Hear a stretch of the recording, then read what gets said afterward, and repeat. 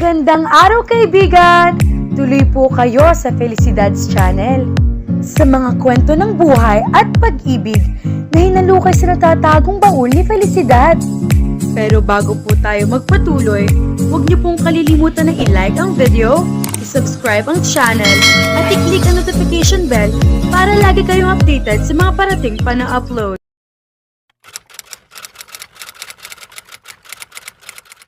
Aba, Vicente, gabing-gabi na ay pormang-porma ka pa.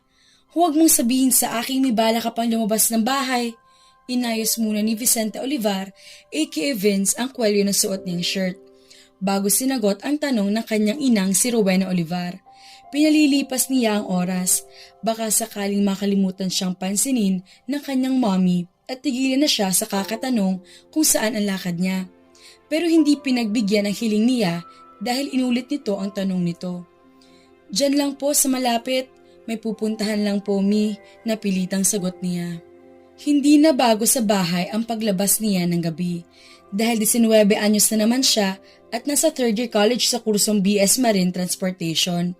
Hindi naman mahigpit ang mga magulang niya kaya pinapayagan silang magkakapatid na paminsan-minsan lumalabas at nakikipag-date kung may mga babae na silang pinopormahan.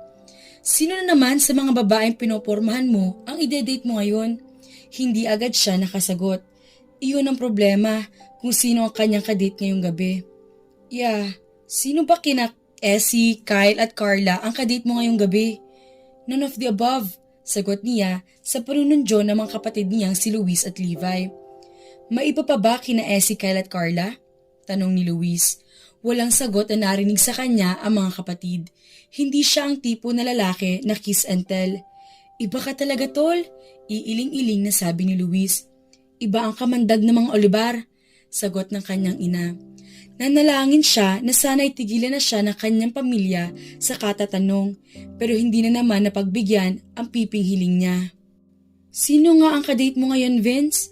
Seryosong usisa ni Levi, ang panganay sa kanyang magkakapatid. Sagutin mo ang tanong ng kapatid mo, Vicente. Napatingin siya sa kanyang ina. Kapag ganoon ang tono ng boses nito, alam nilang they all knew when not to mess up with her. At ngayon, ang isa sa mga pagkakataong iyon. Mommy, a gentleman should never tell. Ayokong sabihin sa kanila kung sino kadate ko. Katwiran niya. Nagpapalusot lang siya.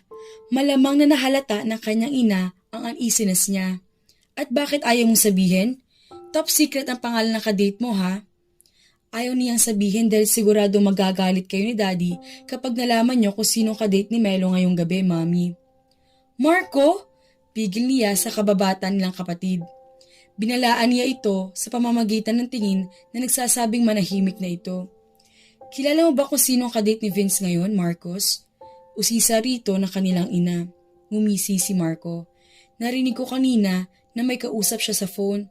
At iisa lang ang pangalang nababanggit niya kanina. Anong pangalan? Ibinitin pa silang lahat ni Marco bago nito sinagot ang kanyang ina. Si Lizelle ang kadate ni Vince ngayon. Kumunot ang noo ng kanilang ina. Sinong Lizelle? Ang tinutukoy mo bang Lizelle ay si Lizelle Gualberto? Sabay-sabay silang lumingon sa hagdan. Nakakunot noo ang padre de pamilya nilang si Danilo Olivar habang nakatingin ito sa kanya. Tahimik siyang napamura. Ang mga nakababatang kapatid niyang sina Rich at Arvin na lang ang kulang at kumpleto ng interrogating team ng Olivar family.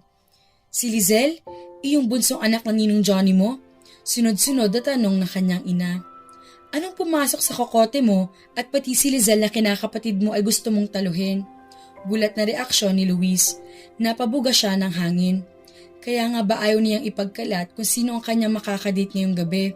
Kaibigan ng pamilya nila ang pamilya ni Lizelle at ninong pa nga niya sa binyag ang daddy ni Lizelle na si Ninong Johnny. Alam ba ng Ninong Johnny mo na ide-date mo ang kanyang anak ngayong gabi? Vicente, sindak pa rin usisa na kanyang ina.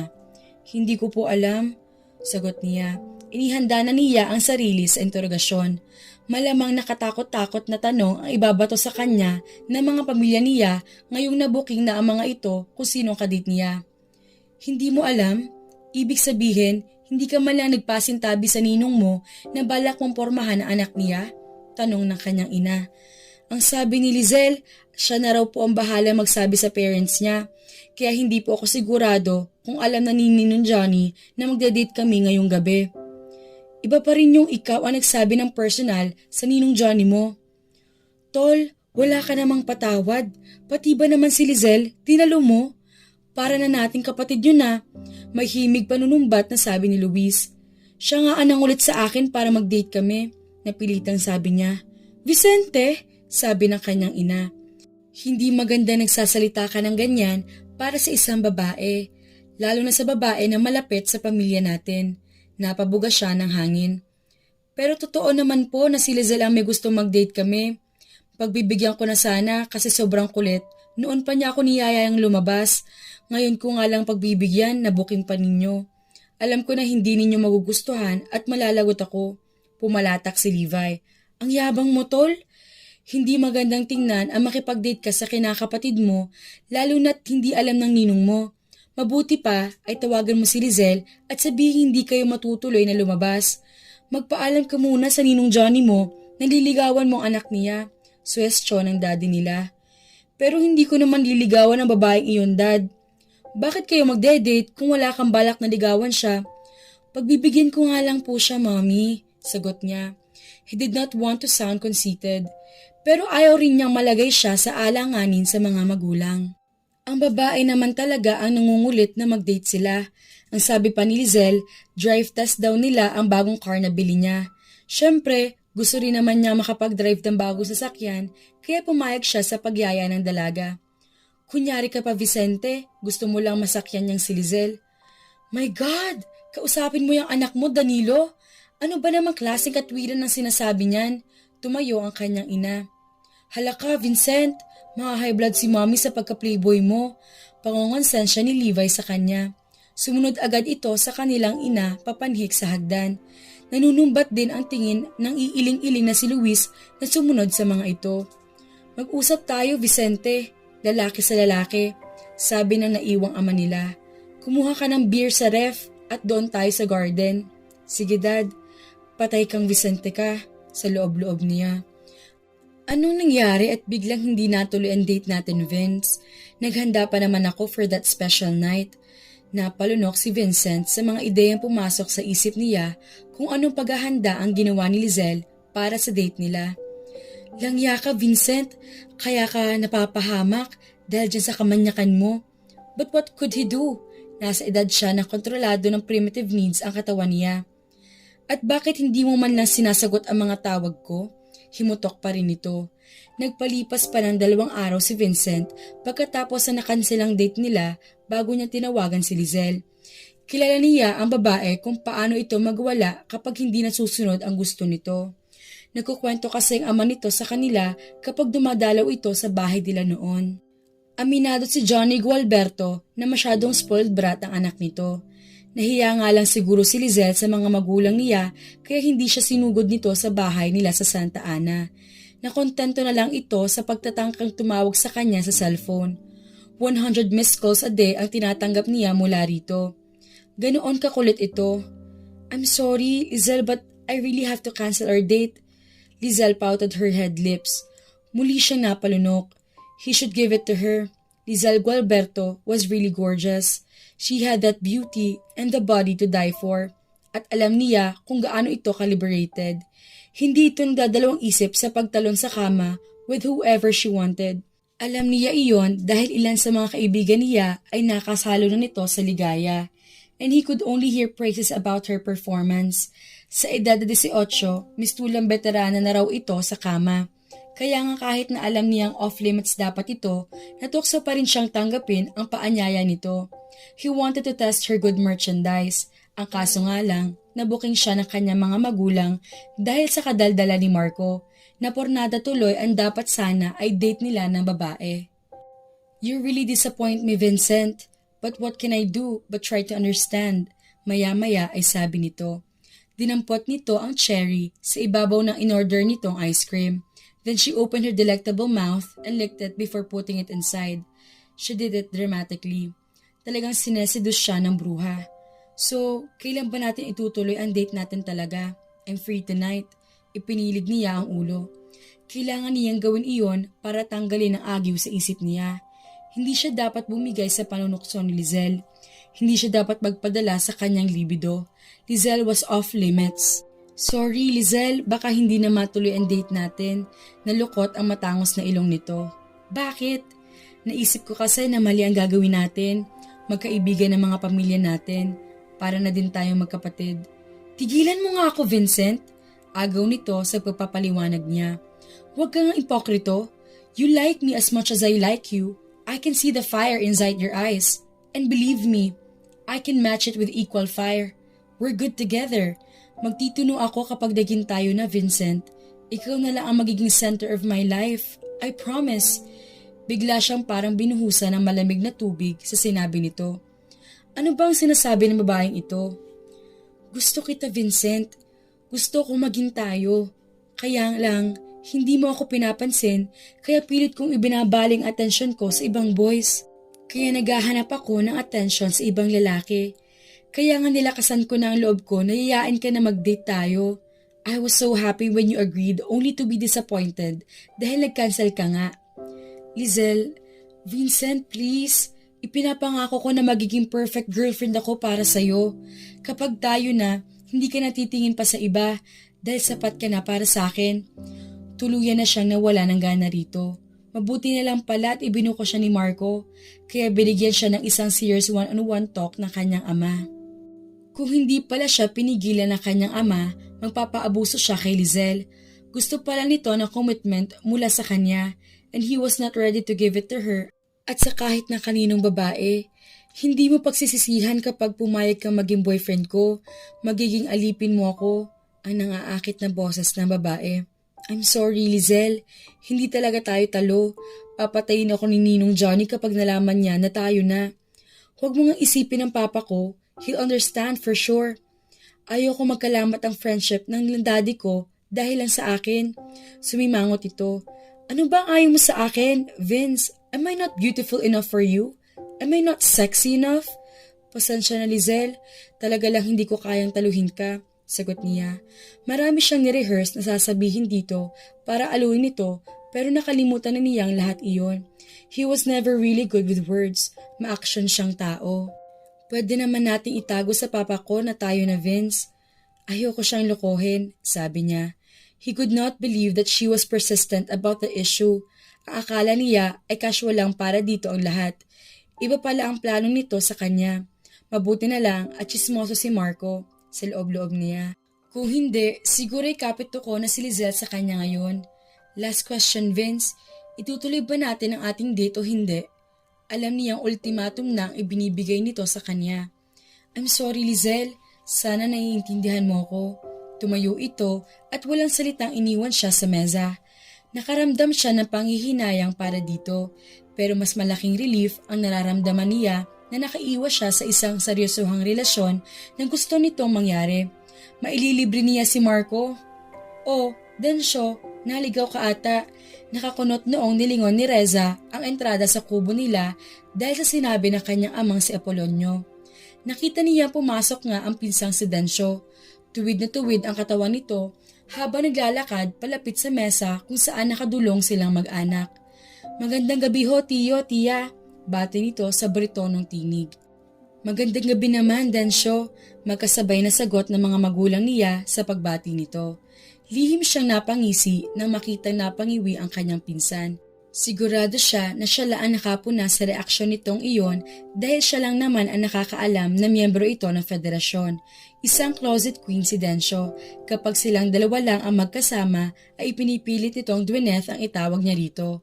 Maupo ka na muna't sumalo ka sa amin. Yaya rito na kanyang inang si Tessie. Hindi na ho, Tiya. Kakakain ko lang din ho sa amin. Tanggi nito. Alam niyang hindi totoong kumain na ito. Nagda-diet ito kaya hindi ito kumakain paglampas ng alas 6 ng hapon. Ayaw raw nitong tumaba kaya gusto raw nitong i-maintain ang sexy figure nito. Mas babae pa ito kaysa sa kanya sa sobrang kaartihan. Ano bang sadya mo't napasugod ka dito sa bukid kahit na madilim na? Usisa rito ng kanyang ama. Curious din naman siyang malaman kung anong sadya nito sa kubo nila. Saksakan ito ng arte kaya ayaw nitong lumakad sa pilapil kapag lubog ng araw. Baka raw kasi masilat ang paa nito sa pilapil. Siguradong maputik na lusong ito dadamputin. Sinulyapan siya nito. Kinabahan siya na makitang bahagyang umangat ang 2 kilay nito. Kabisado na niya ang facial expression ng bakla, kaya alam niyang pinapasakay siya nito sa anumang sasabihin nito sa kanyang ama. At kinakabahan siya dahil karaniwan ng hindi maganda ang mga dahilan ng ganong ekspresyon nito. Ipagpapaalam ko sana sa inyo si Reza, Tio. Fiesta ho sa De La Paz bukas. Isasama ko ho sana siya sa pamimiesta roon. Mulagat na napatingin siya dito. 4 na bayan ang layo ng De La Paz sa bayan nila. Alam nitong wala siyang hilig mamiesta sa malalayong lugar. Sino naman ang dadayuhin mo sa De La Paz na pamimiesta, Dansyo? Usisa ng kanyang ama. Bago pa ito makasagot ay muli nagtanong ang kanyang ama. Totoo ba ang sinabi ni Tanasio na naliligaw ka na, Dansyo? Napaubo siya sa sinabi ng kanyang ama. Kapatid nito si Tanasio na ama naman ni Dansyo. Matalim na sulyap ang ipinukol sa kanya ng pinsan dahil doon. Si tatay talaga, kung ano-anong pinagkakalat, pumalatak na sabi nito. Walang masama kung pagsabi ng ama mo na may nilalagawan ka na, Dansyo. Kahit pa nga siguro mag-asawa ka na ay hindi tututol iyon. Alam mo namang sabik na magkaapo ang anak mo. Natatawang sabi ng kanyang ina. Wala pa ho akong balak na mag-asawa, tiya. 16 anyos pa lang ho ako. Pero talagang may nililigawan ka na? At malamang taga De La Paz ang maswerteng dalaga, ano? Nagkunwari na lang siguro si Dansyo na hindi narinig ang tanong ng kanyang ama para hindi na ito mapilitang magsinungaling pa. Payag na ho ba kayong isama ko bukas si Reza? Sa halip ay tanong nito. Alam niyang naiimbiyera na ito sa naging takbo ng usapan. Kung silang dalawa lang siguro ang magkaharap ay kanina pa ito tumili ng tumili sa labas ng frustration. Ayaw na ayaw nito maipit sa mga ganong usapan na may kinalaman sa gender preference nito. Gagawin mo pang chaperone ng anak ko, nakangiting sabi ng kanyang ama. Pero sige, papayag na akong isama mo si Reza para sagutin ka na ng nililigawan mo. Basta ingatan mo yung anak ko ha. Oho, Tio, bumaling si Dansyo sa kanya. Susunduin na lang kita rito bukas ng 8:00. Bakit ang aga naman? Reklamo niya. Para maaga rin tayo makauwi, sagot nito. Pagbigyan mo na yung pinsan mo, Reza. Baka gustong manulungan pa sa bahay ng nililigawan niya, kaya gusto na maaga kayong umalis, saway sa kanya na kanyang ina. Hindi na lang siya kumibo para maiwasang maibuking ang kanyang pinsan. Basta 8:00 bukas ha. Dapat ready ka na pagsundo ko sa'yo. Pagkasabi niyon ay nagpaalam na ito sa mga magulang niya. Bistahan mo nga mabuti ang itsura ng nililigawan ng pinsan mo, Reza, at ibalita mo sa amin ang itsura para may kwento ko sa tiyo Tanasio mo. Siguradong matutuwa iyon, sabi ng kanyang ama pagkaalis ng closet queen. Sige ho, tay. Lang yung Dansyo yun, idinamay pa ako sa kalokohan niya. Naisa loob na lang niya. Sigurado siyang rarampa lang ang baklang iyon sa fiesta bukas. Malayo kasi ang De La Paz sa kanila, kaya malaya itong kumilos doon bukas. Langya ka bakla, idinamay mo pa ako sa kati ng mga paa mo. Alam mo namang wala akong hilig dumayo sa mga piyestahang iyan. Reklamo ni Reza kinabukasan nang sunduin siya ni Dansyo. Huwag kang magreklamo riyang babae ka. Ikaw ang may utang na loob sa akin sa lakad nating to. Sikmat nito. Tumaas ang isang kilay niya. Bakit tatanong siya ng utang na loob sa baklitang to? Diyos ko, kung hindi lang kita mahal na Bruhilda ka, nun ka na mapaglakad mo ang beauty ko sa ilalim ng sikat ng araw. Alam mo kung gaano kahalaga sa akin ang flawless skin ko. Bakit kasi bigla ka nagayang mamiesta sa De La Paz? May naspatan ka bang hombre doon? Para namang makakapag-boy hunting talaga ako. Alam mo namang istrikto si Pudra, naka-ismid na sabi nito. Sinong dadayuhin natin sa De La Paz? Hindi ito sumagot, kaya hinila niya ang braso nito. Diyos ko, Reza, mamaya mo na ako kausapin kapag nasa kalsada na tayo, utang na loob. Patiling sabi nito. Natutusta na ang balat ko, sayang ang perang ginastos ko sa pagbili ng rejuvenating. Napilitan siyang pakawalan ang braso nito. Nang makarating sila sa kalsada ay saka siya hinarap nito. Lilinawin ko lang, babae ka, gigil na sabi nito. Ikaw lang ang makikinabang sa lakad nating ito, kaya magtinu ka. Dapat kang halikan mo ang mga yapa ko sa labis sa pasasalamat. Kumunot ang noon niya. Nang nakaraang gabi pa, palaisipan sa kanya ang sinasabi nitong utang na loob niya rito ang lakad nilang iyon. Linawin mo nga yung sinasabi mo bakla. Kiniusap ako ni Aljan kahapon. Sumimangot siya nang marinig ang pangalan ng nobyo niya. Isang linggo na niya itong hindi kinakausap.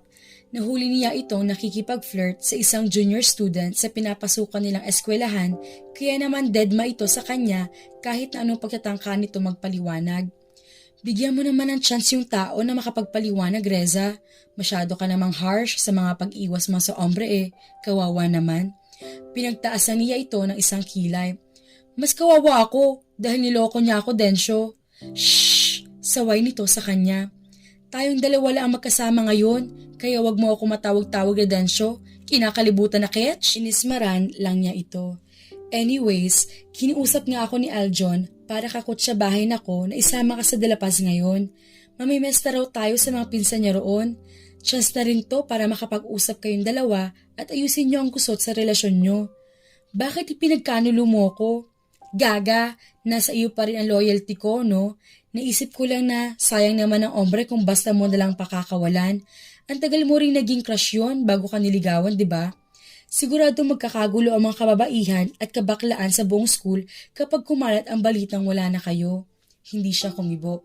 Transferi sa eskwelahan nila si Aljon De Quito, 2 taon na ang nakakaraan. Ang bali-balita, kaya raw lumipat ang mga ito sa Bulacan mula sa Bataan ay dahil nakikout ito sa pinapasokong eskwelahan doon. Kinumpirma naman sa kanya na lalaki na totoo ang balitang iyon noong maging sila 3 buwan na ang nakakaraan. Aminado naman itong bad boy sa Bataan noon. Siya lang daw ang nakapagpatino rito. Pero sa kabila ng hindi kagandahang reputasyon nito, sandamakmak pa rin ang mga babae sa eskwelahan nila ang nagkakagusto rito. Gwapo naman talaga kasi ito, ngiti pa lang nito, ulam na, kabilang siya sa sandamakmak na babaeng iyon. Kaya nga sayang naman kung basta mo nalang pakakawalan, alam kong ang tagal mong inalagaan ang pagsintarang pururot mo sa lalaking iyon para kapansinin. Sayang naman kung basta mo nalang i-give up. Niloko niya ako, Dwineth. Mababa na ang tono ng boses niya nang muli magsalita. Sa loob ng 1 linggo ay lumipas naman na talaga ang galit niya. Wala naman kasing incriminating evidence para sabihin pinagtaksalan talaga siya ni Aljon. Nakita lang naman niyang kausap nito ang isang estudyante sa likod ng comfort room sa bandang dulo ng eskwelahan ay nag-conclude na agad siya na may ginagawang milagro ang mga ito. Pride na lang ang umiiral sa kanya kaya hindi pa rin niya magawang kausapin si Aljon kahit na panay ang padala nito ng padrino sa kanya para kausapin siya. Ang sabi niya sa akin, kinuusap lang naman daw niya si Jessil para tigilan ang kakasulat sa kanya ng mga love letters. Kamalas-malasan, nahuli mo raw sila magkausap. At naniwala ka naman sa paliwanag niya. Siyempre, lulusot at lulusot iyon. First offense pa lang naman kaya patawarin mo na muna. Kapag umulit pa, jambagin mo na, saka mo i-break. Sandali lang siyang nag-isip. Sa palagay mo ba, pwede pang patawarin iyon? Tanong niya. Kaya nga ako nandito, 'di ba? Dahil nga naniniwala ako na there's still hope. Maarting sagot nito. Sige na nga. Promise mo, kapag nagka-jowa ako, tutulungan mo rin ako magkabati kami kapag nagkatampuhan kami, ha? Anong jowa ang pinag-uusapan natin? Girl o boy? Boy, syempre. Alam mo namang never akong papatol sa kapwa ko babae, 'di ba? Nanlaki ang mga matang sagot nito. Ano ako? Tibs? Duh. Paano si Tio Tanasio? Tanong niya. Lumabi ito. Iyon lang ang problema. Sila ni nanay ang hadlang sa kaligayahan ng kanilang unika iha. Natawa na lang siya sa kaartehan nito. Hindi na lang niya sinabi na nun ka ito makakapagladlad dahil siguradong majojombag ito ng tatay nito. Palibhasa ay solong anak, kaya ang tindi talaga na expectations ng mga magulang nito na ikakalat nito ang lahing magiting. Paano nga pala tayo makakarating sa De La Paz? Maya-maya ay usisa niya. Bihira ang bumabiyahe sa bahaging iyon ng Maalbo. Wait lang muna tayo rito, sabi ni Aljon, may susundo raw sa ating... Malayo pang owner-type jeep ay pumagitna na ang bakla at nagkakaway roon. Ayan na siya! Pagtapat sa kanila ng sasakyan, si Aljon agad ang nakita niya sa loob. Ngiti-ngiti ito sa kanya. Tahimik na sumakay siya sa owner. Siniksik siya ni Dwineth kaya nagkatabi sila ni Aljon. Hindi na siya nagpakipot na akbayan siya nito. Mamaya na lang niya ito tatalakan kapag nakarating na sila sa destinasyon nila. Nakakahiya naman kung maririnig sila ng 2 pang kaibigan nito na naroroon din sa loob ng jeep. Hindi pa ba tayo uuwi? Lasing na si Densyo. Nag-aalalang sabi ni Reza kay Aljon. Humingi ito ng tawad sa kanya at pinatawad naman niya kaya magkabati na uli sila. Hayaan mo lang ang pinsan mo. Nag-e-enjoy pa siya Nakangising sabi nito. Kailangan na naming umuwi, giit niya. Bagay na si Densyo dahil wala na itong pakialam kahit palengguaheng bading na ang ginagamit ito sa pakikipag-usap kay Robert, isa sa mga kaibigan ni Aljon na sa eskwelahan din nila nag-aaral. Sigurado siyang bukin na mga ito ang tunay na kulay ng bakla. Paano pa tayo makakauwi? Lasing na rin ang driver natin, sabi ni Aljon. Dismayadong tiningnan niya si Chris. Nakayok-yok ito sa mesa. Bakit naman kasi hinayaan mo uminom ang mga yan Ano ba naman ito at dito pa talaga tayo pumunta sa may palaisdaan? Wala namang ibang tao dito. Sana hindi na lang tayo umalis sa bahay ng kamag-anak mo. Ang totoo, tumanggi siya na magyaya ang mga ito sa kubo na nasa gitna ng palaisdaan. Aljon, untag niya sa nobyo niya nang hindi ito sumagot. 1, 2, 3. Sinundan niya ang tinitingnan nito at nakita niya papabagsak na rin ang tuka ni Densyo. Eksakto na sa ikapito ang pagbibilang ni Aljon nang sumubsob ang mukha ng pinsan niya sa mesa. Densyo! Sambit niya.